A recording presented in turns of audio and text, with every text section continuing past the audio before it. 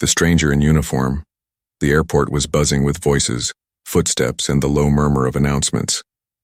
Cameras clicked as people moved from one gate to another. Some faces were tired, some hopeful, some bored. But at gate 47A, something unusual was happening. A ripple, a quiet shift in attention that seemed to begin with a whisper and then spread like a wave. Keanu Reeves had arrived. He wore a plain gray jacket, black jeans, and carried his own duffel bag like any other traveler. There were no bodyguards, no assistants, and no air of celebrity.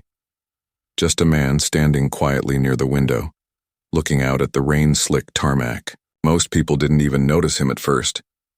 Those who did whispered and hesitated to approach. He gave a polite nod and a smile to anyone who made eye contact. It was clear he didn't want a scene. Across the room, seated near the far corner, was an old man in a worn army jacket. The patches on his sleeves were faded and his walking cane leaned against his knee. His hands trembled as he held a boarding pass that had clearly seen better days. The man looked around nervously, his eyes moving from one person to another, as though searching for something or someone. Keanu noticed him, not just with his eyes but with something deeper, something in the way the man's shoulders were tense or how he kept checking the clock every minute. He was older, probably in his 70s, but there was a strength behind the wrinkles and gray hair. His name was Caleb. When the airline staff finally called for boarding, the passengers began forming two lines, one for first class and one for the rest. Keanu stood at the back of the first-class line, his boarding pass in hand, but his eyes kept drifting toward Caleb, who had now risen, slowly, and was shuffling forward with the help of his cane. He was clearly having trouble walking. Then it happened. A man in a sharp suit bumped into Caleb, not harshly, but with enough force to make the veteran stumble. "Watch where you're going, old-timer," the man said coldly, not even pausing, to help. Others watched. Some shook their heads, but no one moved. Keanu did. He walked over quickly and gently placed a hand on Caleb's shoulder. "You okay, sir?" he asked softly. Caleb looked up, startled, then nodded. "Yeah, just a little slower these days." Keanu smiled, and for a moment, nothing else in the world seemed to matter. "What seat are you in?" he asked. "I'm in the back, seat 31 Caleb replied, glancing at his pass. "Aisle seat, not that it matters. Long flight." Keanu didn't hesitate. He reached into his pocket, pulled out his own ticket, and handed it to Caleb. "Take mine," he said. "First class, seat 1A. Caleb looked at him like he'd lost his mind. "Son, you can't be serious." Keanu's voice was calm. You've done enough. Let someone do something for you." A few passengers gasped quietly. Others began recording. Caleb shook his head, his hands trembling even more. "I don't deserve—" "You do," Keanu said simply. "More than me." The staff at the gate looked confused but didn't interfere. Within moments, Caleb was guided toward first class, still in shock, while Keanu moved to the back of the plane with the rest of the economy passengers. But the story was just beginning. In the seat next to Keanu sat a young boy, about 10 years old, traveling alone with a small backpack and wide, curious eyes. "You're John Wick," the boy whispered. Keanu smiled. "Not right now. Right now, I'm just Keanu." The boy grinned. "I think what you did was cool." Keanu leaned back. "Thanks, buddy." Meanwhile, in first class, Caleb sat in the plush leather seat, unsure how to even touch the screen or adjust the chair. A flight attendant offered champagne, but he declined. Instead, he stared out the window, lost in thought. And then, from his coat pocket, he pulled out a small, folded letter. He opened it slowly. Inside was a photo of a young man in uniform, sharp jawline, green eyes, clean cut. The resemblance was there. Caleb ran his fingers over the picture gently, like it was sacred. He whispered the name on the back. Toby. As the engines began to roar and the plane started to taxi, Caleb blinked rapidly, trying to hold back tears. Below in the economy section, Keanu closed his eyes, unaware that the man he'd just helped carried a secret that would soon change his life forever. And as the plane lifted into the air, two fates, one of Hollywood's quiet hero and one of an old soldier, began to intertwine in a way no one could have predicted. Halfway through the flight, a stewardess walked down the aisle toward Keanu with a strange expression on her face. She leaned in and whispered, "Sir, there's something you need to know about the man you gave your seat to." Keanu sat up slowly, his heart already racing. The letter he never sent. The cabin lights dimmed as the plane soared into the night sky. Overhead, bins clicked shut. Outside, the stars peeked through a veil of clouds like curious eyes. Passengers settled into silence, lulled by the steady hum of jet engines.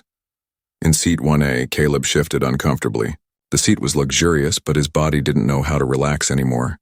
Not after everything he had seen. Not after everything he had buried. His fingers traced the edges of the letter again.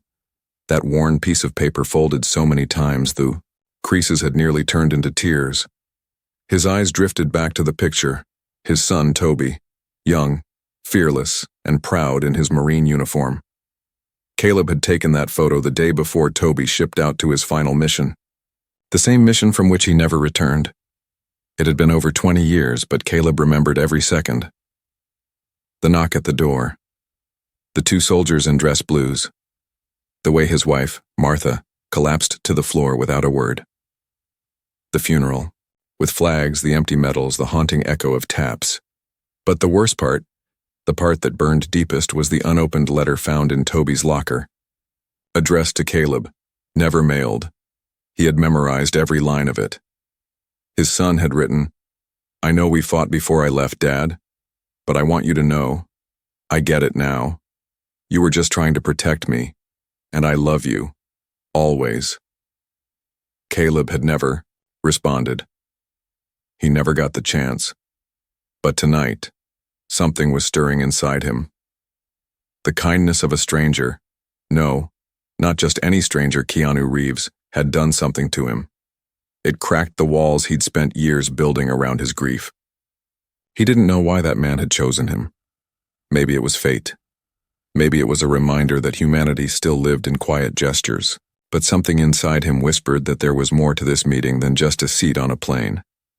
Back in economy, Keanu sat quietly, his long legs cramped, but he didn't seem to care. The young boy next to him, Owen, was now asleep with his head resting against Keanu's arm. The boy's backpack had patches from different places: Yellowstone, Grand Canyon, Niagara Falls. It was clear he'd been through a journey of his own. The tag on the bag read, Owen C. Connecting flight to Boston, unaccompanied minor. Keanu glanced at the sleeping boy and smiled softly. Something about the kid reminded him of his younger self, hopeful, curious, but carrying something unspoken in his eyes. He adjusted the blanket around Owen and looked out the window, only to be interrupted by the stewardess who had approached earlier. She leaned in again, her voice low. "Sir, I didn't mean to startle you before, but do you know who that man is, the one in your seat?" Keanu shook his head. "Not really. Just saw he needed a break." She looked around and then crouched beside him in the aisle, whispering, "That's Caleb Bishop. He's a decorated war hero. But not just that. He's the father of Corporal Toby Bishop, the Marine who saved the lives of 5 soldiers by shielding them from a grenade in Kandahar in 2003. Keanu's expression changed slowly. "Wait, I've read about Toby. There was a memorial for him in San Diego." The stewardess nodded. "Yes, but what many don't know is that Toby was supposed to be discharged weeks earlier. He extended his tour after a phone call with someone. Some believe it was a final attempt to mend things with his father." Keanu looked down, then back toward the front of the plane. "Does he know that people still talk about his son?" The stewardess sighed. "I don't think he does. He disappeared from public life not long after the funeral. His wife passed a year later. He lives alone now. Rarely speaks to anyone. But he flies to Washington once a year, to visit the wall." A long silence followed. Keanu felt something stir inside him. That name, Bishop, it meant something. He remembered an interview he once did years ago, where he talked about unsung heroes. He had mentioned Corporal Bishop as an example, had even donated anonymously to a foundation built in the soldier's name. It was more than coincidence now.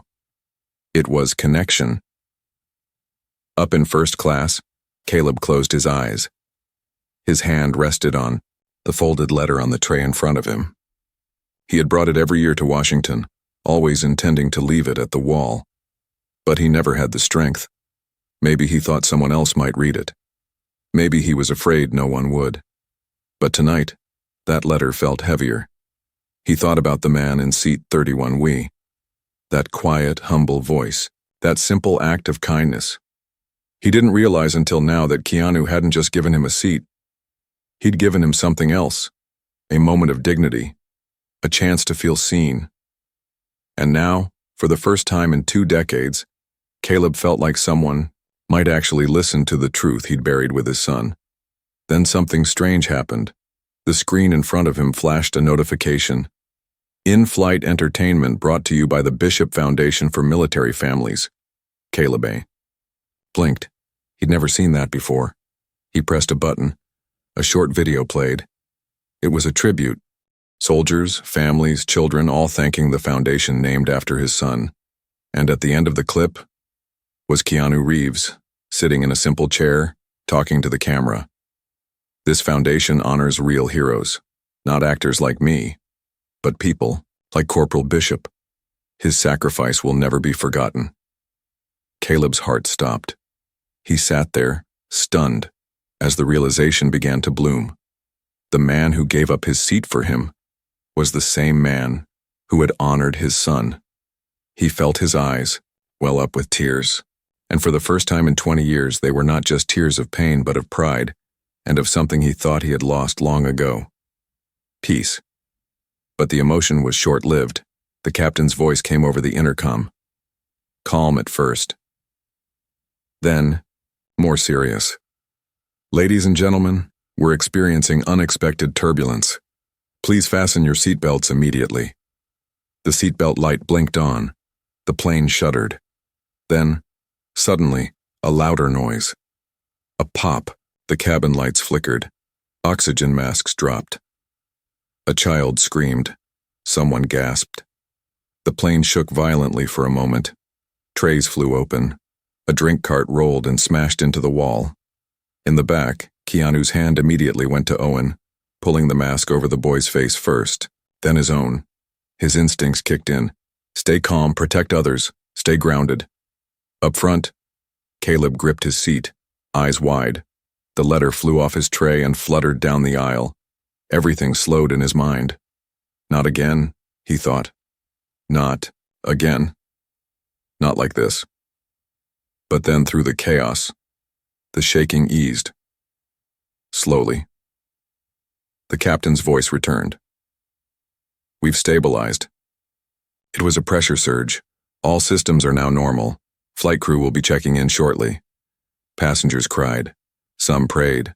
Others clutched hands. Keanu looked at Owen, who was pale but safe. You okay? He asked. The boy nodded slowly. Yeah, were we going to crash? Keanu didn't answer. Instead, he glanced up toward the front, toward Caleb. The flight wasn't over, but what came next would be the most unexpected moment of all. The stewardess returned, her voice shaking. Mr. Reeves, she said. Caleb, he passed me something. He said, if you're the man who gave up your seat, he wants you to read this. In her hand was the letter Caleb had carried for 2 decades. The words left unsaid, Keanu sat still, the folded letter trembling in his hand as the roar of the engines returned to a steady hum. Around him, passengers were still shaken from the turbulence.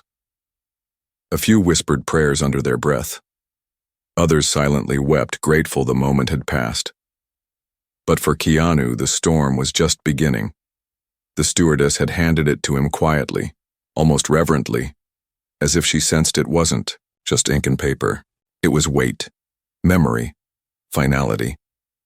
She had said Caleb asked him to read it. And though the words were sealed inside, Keanu felt their energy pressing through the paper, raw, unfiltered emotion that had waited decades to breathe. He glanced up toward first class, but Caleb wasn't in sight. Perhaps he'd gone to the lavatory. Perhaps he needed space. Still, something in Keanu's gut stirred with unease. Not fear, just the eerie sense that time had suddenly become precious. With a deep breath, Keanu unfolded the letter. The paper crackled with age. The handwriting was firm, but rushed, like the writer had been desperate to get the words out before courage faded. Dear Dad, I don't know if you'll ever read this. I don't even know if I'll ever get to send it. But I had to write it anyway. I was angry the last time we talked. I thought you didn't believe in me. I thought you were ashamed. But now, standing where I am, seeing what I've seen, I understand everything. You weren't trying to stop me from living my life. You were trying to save me from what it could cost. I want you to know something. I don't regret a thing. I'd do it all over again. Not because I wanted to be a hero, but because you taught me what honor means. Even if I didn't realize it back then. The guys here, they've become my family too, and if anything happens to me, just know it was worth it. I forgive you, Dad. And I hope you can forgive me. Your son, Toby. Keanu's throat tightened. His vision blurred. He held the paper as gently as if it were made of glass. There was something so universal in the words, so painfully human. A son trying to reach out across time and silence to reconnect with his father. A love that hadn't faded, just paused. Keanu felt the letter in his chest like a wound and a gift all at once. He looked down at the sleeping boy beside him. Owen had curled into a tighter ball, unaware of the emotional storm next to him. Keanu whispered softly, not even sure who he was speaking to. Why me? He asked the air. But no answer came. Just the steady, mechanical beat of flight. Somewhere, in his heart though, he understood. Maybe this wasn't random. Maybe he was meant to read this letter. Maybe he was meant to deliver something more than kindness to a man who had already lost so much. He carefully refolded the letter and stood. His legs felt heavy as he walked toward first class. The stewardess moved aside without question, sensing his purpose. Keanu reached seat 1A and paused. It was empty. His heart skipped. He looked around. There was no sign of Caleb. He turned to the stewardess. Where is he? Her face paled slightly. He went to the lavatory about 15 minutes. Go. He hasn't come out yet. Without a word, Keanu walked to the lavatory door and knocked gently. Sir, it's Keanu. Are you all right? No response. He knocked again, more firmly this time. Caleb? Still nothing. The stewardess stepped forward, her hand already reaching for the emergency key. We have to check. She unlocked the door. Inside, Caleb sat on the closed toilet seat, his back resting against the wall, eyes closed. Peaceful. Too peaceful. Keanu stepped in slowly, feeling the breath leave his body. The stewardess checked for a pulse, then pulled back, stunned. He's gone. A long, heavy silence filled the space. Not with panic, not with fear, but with reverence. Keanu knelt beside the man and placed the letter back into Caleb's coat pocket. His voice broke. You made it home, Caleb. You finally did. For a moment, time itself stood still. Passengers around first class watched silently as Keanu carried Caleb's coat back to seat 1A and draped it gently across the chair. Then he sat down in the seat beside it. And for the next hour of the flight, he didn't move. He just sat there, honoring a man who had carried pain, pride, and love silently for 2 decades. When the flight landed, the airline arranged for a medical team to discreetly take care of Caleb's body. There were no flashing lights, no announcements, but something spread through the cabin like wind through trees. Respect. Word got out. Passengers whispered, then shared. The man who died quietly on that plane was the father of a hero, and the man who gave up his seat was Keanu Reeves. But the story wasn't finished. Keanu didn't go to his hotel that night.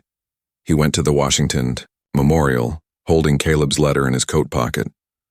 The wall of names shimmered under the city lights. Keanu walked slowly, searching for one name among thousands. When he found it, he knelt. Corporal Toby Bishop. He reached into his pocket and unfolded the letter once more. This time, he read it aloud. His voice was steady, low, and full of quiet reverence. Others nearby heard. Some paused. Some wept. After he finished, Keanu left the letter at the base of the wall and placed a single rose beside it. And as he stood, he whispered one last thing. "He forgave you, Caleb, and now the world will remember." Just as Keanu turned to leave, a voice behind him said, "Mr. Reeves, wait. I think you should see this." A young woman stepped forward, holding a faded photo she'd found tucked behind the wall. Earlier that morning, it was Toby, standing beside another Marine, who looked exactly like a younger Keanu. The photo and the past Keanu stood frozen as the young woman held out the photograph. Her hands were shaking slightly, as though she, too, could sense that whatever was inside that frame wasn't just ink on paper. It was truth. Her voice was soft but firm, carried by something deeper than curiosity. "I found it earlier this morning, tucked behind the panel near Toby Bishop's name. I wasn't sure what to do with it. But now, after seeing you, after what happened on the flight, I think you were meant to see it." Keanu took the photo carefully. It was old, worn at the edges, but still clear enough. Two young Marines stood shoulder to shoulder in the middle of a desert outpost. The sun glared behind them, casting long shadows across the sand. Toby Bishop was unmistakable, tall, strong, full of life. The other man, Keanu's heart nearly stopped. The resemblance was impossible to ignore. He looked like a younger version of himself. Same jawline, same dark eyes, same quiet intensity. But it wasn't him. Not truly. This man wore the uniform with a pride Keanu could never fake. Yet there was no mistaking the connection. "Do you know who he is?" the woman asked. Keanu shook his head slowly, eyes never leaving the photo. "No, I don't. But I feel like I do." Her expression grew thoughtful. "They say everyone has a double somewhere in the world. Maybe you and him were just meant to meet somehow. Maybe this is your path crossing his, even if it's years too late." Keanu traced the image with his thumb. He wasn't the kind of man to believe in fate or signs, but in that moment, with Caleb gone, with Toby's letter still burning in his memory, with this photo now in his hands, it felt like the universe was stitching something together. Threads pulled from different timelines, sewn into one tapestry of meaning. He turned to the woman. "What's your name?" "Lila Bishop," she said. "I'm Toby's cousin, Caleb's niece." Keanu's breath caught again.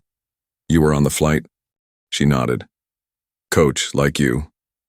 I didn't know he was on it too until after the landing. I'd been planning to meet him here. We hadn't spoken in a while. He kind of disappeared from everyone after Toby died." Keanu handed her the letter. "He gave this to me. I think he wanted someone to hear it." Lila opened it carefully, eyes scanning the familiar handwriting. Her lips parted, trembling. Tears filled her eyes, but she didn't let them fall. "He carried this for 20 years. We used to wonder if he'd ever let it go. Now I know he finally did." They stood in silence before the wall, the cool wind brushing against their clothes, whispering through the trees like echoes of voices long gone. Tourists passed in the background. Schoolchildren pointed at names. But in that small circle of space, time felt suspended. Keanu looked at her. "Why was the photo hidden?" "My uncle used to come here every year," she said. "Same day, same time. Never spoke to anyone. Always left something behind. Notes, photos, tokens. He believed the wall didn't just honor the dead. He believed it could hold on to memory. And sometimes, secrets." Keanu felt a chill that had nothing to do with the weather. "This man," he said, pointing at the second figure in the photo. "I need to find out who he was." Lila nodded. "Then we start with Toby's unit. I still have contacts from the military archives. They may have answers." They spent the next 3 hours at a quiet library near the memorial, combing through declassified documents, scanning old digital records. Lila pulled strings using connections from her work with veteran support programs. Keanu sat beside her, patient and focused as document after document rolled past. And then, they found him, Private First Class Michael D. Ryder, served alongside Corporal Toby Bishop. Same unit, same tour, same final mission. Kia, killed in action the same day as Toby. Keanu stared at the screen. Michael Ryder. There was even a small video archive, testimonials from fellow soldiers recorded during their debriefs. One clip was barely 10 seconds long. It showed Michael laughing with Toby behind a supply tent. The voice of the cameraman said, "These two, always covering each other's back." Lila leaned forward. "Wait, look at the date." Keanu frowned. "What about it?" "This video," she said slowly, "was taken 2 days before the ambush, 2 days before both of them were reported dead. But here's the thing. Only one body was ever confirmed from that squad. Toby's. The others were listed as Kia. No. Remains recovered." Keanu's heart raced. "You're saying—" "I'm saying there's no conclusive proof Michael Ryder died in that explosion." Keanu sat back, mind spinning. "And he looks just like me." Lila closed the file. This just got a whole lot more complicated. They left the library with more questions than answers. But one thing was clear. Michael Ryder, who looked like Keanu's twin, was either lost in time, hidden in classified records, or alive. That night, Keanu couldn't sleep. He sat alone in his hotel room staring at the photo. He kept replaying that moment on the plane, when he gave up his seat. Something inside him had pulled him toward Caleb.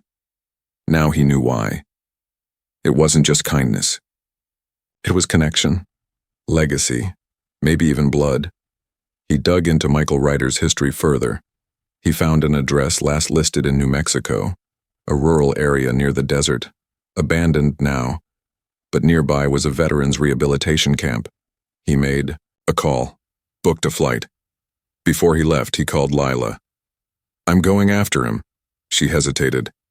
"You think he's out there?" "I don't know, but if he is, I need to know why he vanished, and why I'm connected to all this." As Keanu packed for the trip, he opened his hotel door and froze. Standing there under the hallway light was an older man in dusty clothes who looked exactly like Michael Ryder from the photo. "You're looking for me," the man said, quietly. "But you don't know the full story." A mirror with a heartbeat, the hallway was quiet. Too quiet. Time itself seemed to pause, as if the air was holding its breath. Keanu Reeves stood frozen just beyond the doorframe of his hotel room, his bag half-zipped on the bed behind him, his heart pounding like a drum buried deep beneath his chest. Before him stood a man who looked like a photograph come to life. Older, now with streaks of gray cutting through his dark hair, and lines carved deep into his sunburnt face. But the structure, the eyes, the quiet weight he carried, it was unmistakable. He was Michael Ryder. Keanu opened his mouth, but nothing came out. The stranger broke the silence first. His voice was low, weathered, like a wind that had spent years crossing empty deserts. "You must be wondering if you're going crazy. I did too the first time I saw you on screen." Keanu stared, still speechless. "May I come in?" Michael asked. Keanu slowly stepped aside. The man entered, moving with a slight limp, his boots dusty from travel. He didn't look like someone hiding from the world. He looked like someone removed from it, like a man who had made peace with being a ghost. Michael sat in the armchair, across from the window, folding his hands calmly. Keanu sat across from him, still trying to make sense of what was unfolding. "How did you find me?" Keanu finally asked. "I didn't," Michael replied. "I was already coming. I visit the wall every year. Same day Caleb did, we never spoke. But I always left something nearby. Photos, badges, pieces of a life no one remembered. This year, I saw you there, reading Toby's letter. And then I saw the letter, his words. I followed you after that. I needed to see who you really were, Keanu leaned forward. You were declared dead. Michael nodded. That's what the records say. So what really happened? The room fell into a deep silence. Then Michael began to speak. Not like a confession, but like unburdening himself for the first time in decades. We were outnumbered, ambushed. It wasn't like the movies. It was chaos. Smoke, dirt, fire, just survival. Toby and I, we were the last ones left standing. And when that grenade rolled between us, he didn't even flinch. He dove on it. Instinct, heart, everything. Michael looked down at his hands. The blast threw me into a crater, broke my ribs, shattered my shoulder. But I was alive. They thought everyone had died. The body count matched the roster. No one noticed I was missing. And you didn't try to contact anyone? Keanu asked, struggling to understand. Michael sighed. When I crawled out of that hole, I was different. Not just physically. Something inside me died that day. I couldn't face Caleb. I couldn't face the country that forgot us so easily. So I disappeared, lived off the grid, rebuilt myself piece by piece. Keanu's voice was quiet. But why now? Michael looked up, his eyes meeting Keanu's with something like wonder. Because I saw you on that flight. You gave up your seat. You didn't know Caleb, but you knew him. You felt him. And when I watched you read his son's letter at the wall, I saw the man Toby always described in his stories. Brave, selfless, kind. Keanu was quiet, the weight of the moment pressing against his chest. You think I remind you of Toby? Michael shook his head. No. I think you remind me of me, or maybe the man I wanted to be before the war turned me into a shadow. Keanu let the silence linger before asking, why did you leave that photo behind? Because I wanted Caleb to know Toby wasn't alone in the end, that he had a brother beside him, someone who remembered him not as a hero, but as a person, goofy, sarcastic, full of dreams. Michael leaned forward now, his voice lower. But I also left that photo, for whoever might find it. I didn't expect it would be you. And now that it is, I have something else to give you. He reached into his coat pocket and pulled out a small, leather-bound journal. Worn, sun-damaged, and frayed at the edges. He handed it to Keanu. I kept this after the war, wrote everything down. Not for history, not for politics, just so someone, anyone, would remember what we really went through. If you really want to understand Caleb, Toby, read this. Keanu took the journal, his fingers running across the scratched initials on the front, MDR. He flipped open a page and saw sketches, names, memories scribbled in the raw language of trauma and reflection. There was no poetry, no editing, just truth. He looked up. What do you want me to do with this? Michael's voice didn't waver. Tell the story. To who? To the world.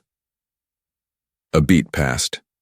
Then Keanu said, I don't think people want to hear from celebrities about... Michael smiled. They don't want to hear from ghosts either.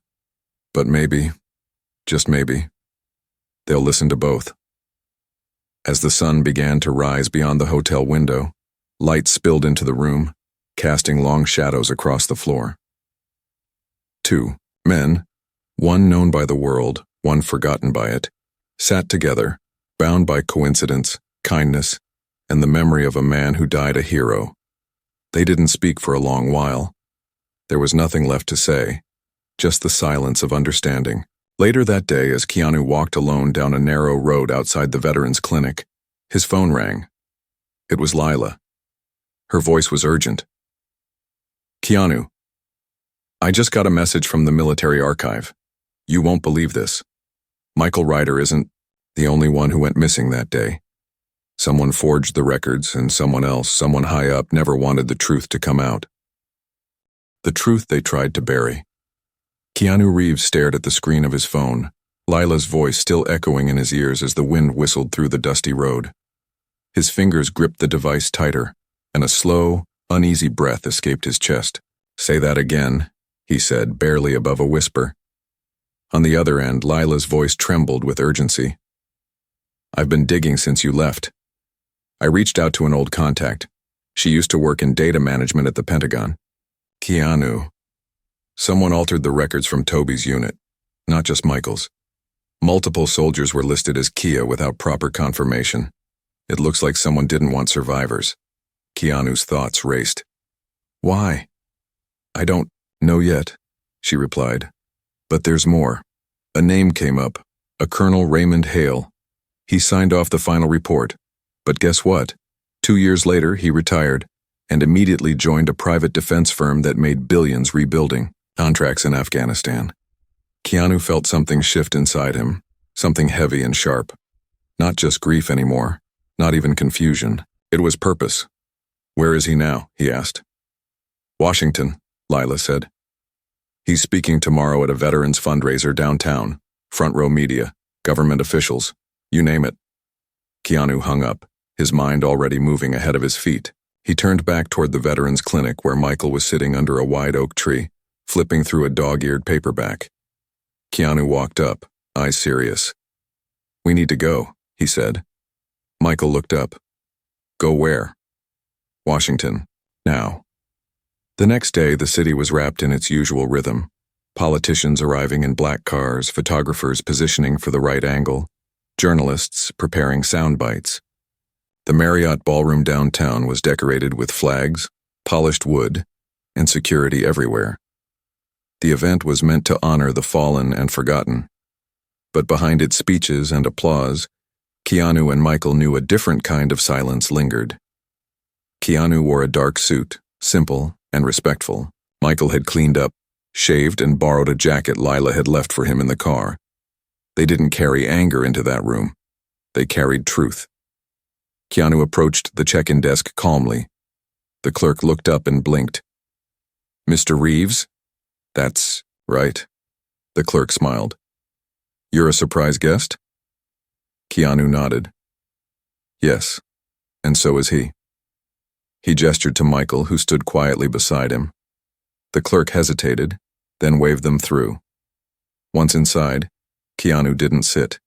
He waited near, the back watching the stage. The speeches began, each more polished and rehearsed than the last. Finally, Colonel Raymond Hale stepped up to the podium. Tall, well-groomed, medals lined perfectly on his blazer. He smiled like a man who believed he'd rewritten his legacy. Today, Hale began, we remember the bravery of our men and women. We honor those who made the ultimate sacrifice. Michael stepped forward, his voice, though quiet, cut through the room like a blade. How dare you? Heads turned, cameras shifted. Gasps rippled like electricity. How dare you stand here? Michael said again, louder. And speak of sacrifice when you lied about who died, when you signed away the lives of soldiers you left behind. Soldiers like me. Hale blinked, confused, then panicked. Who are you? Keanu stepped beside him. His name is Michael Ryder, private first class, declared dead in your report, and he's not the only one. The room exploded into chaos. Reporters shouted. Security moved forward. Lila, already in position, handed a flash drive to a journalist in the front row. It's all there. Doctored records, classified entries, field notes signed by Hale, everything. Keanu looked straight at the colonel. Your medals won't protect you anymore, Hale stammered, backing away from the podium. This is a mistake.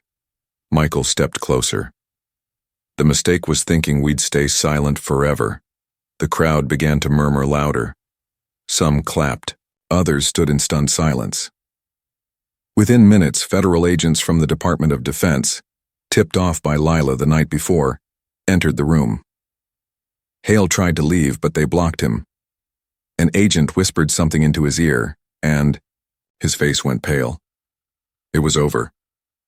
Outside the ballroom under the wide sky of Washington, Keanu, Michael, and Lila stood together.